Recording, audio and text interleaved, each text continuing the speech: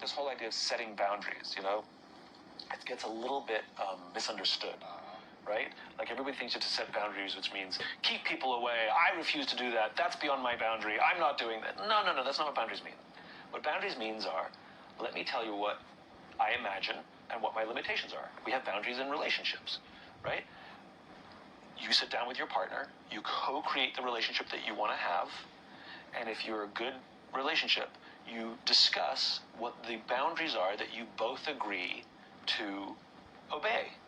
And it's not for us to judge the boundaries of other relationships based on the boundaries of our relationships, and vice versa, right? We create the boundaries that make us comfortable, and we agree to stay within those boundaries. We can do whatever we want inside those boundaries, but we cannot step outside those boundaries. Whatever relationship style you want to have, you've got to have boundaries, and that is a discussion. And I think that is the right thing to do in a professional circumstance as well. It was always assumed that there's only one kind of boundary, right, which is the one I have. Right. And if you go to work till 10 o'clock at night and work on a Saturday, you do it, right? But that's not the reality of the young generation anymore. But we're not having the discussion. What we've confused is boundaries as a conversation versus boundaries as a unilateral wall that says, I'm not doing that, and you can't ask me to do that. Right. It should be a conversation, which is somebody says, look, I'm not interested in moving up the ranks. I want to be treated fairly. I want to be paid fairly. I'm going to do good work, but I don't want to work late at night, and I don't want to work on weekends because I want to live a lifestyle. And I'll say, okay, like in any relationship, let's have a negotiation, right? Which is, I'm cool with that.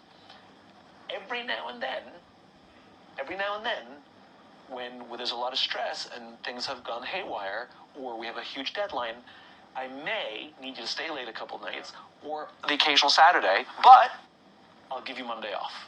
I'll make it up to you. I'm not going to take away from you without giving you back, and I won't do it a lot. I won't abuse it, but every now and then, Are you okay with that boundary? The flexible boundary. Yes. Right? So I hear what the boundaries are you want. You understand the things that I need, and we come to an agreement and say, yes, those are the boundaries. We're all cool with that. We're in alignment. And that becomes more productive. But that's not what's happening. Usually the discussion of boundaries is me telling you, as opposed to, and by the way, try that in your relationship. Not going to go well. Me telling you what my boundaries are in my relationship as opposed to a discussion where I can understand where the boundaries are coming from, and maybe your past experiences, or maybe you've had bosses that took advantage of you, or maybe you were underpaid and somebody abused the fact that you were, salary, or whatever it is. It's just a conversation because we don't know what somebody's previous experience is that makes them create the boundary that they have now. And they're usually based on some sort of preventing something from happening again. That already happened in the past. Yeah. Right? It happened to me. I'm never letting that happen to me again. Bingo. Boundary,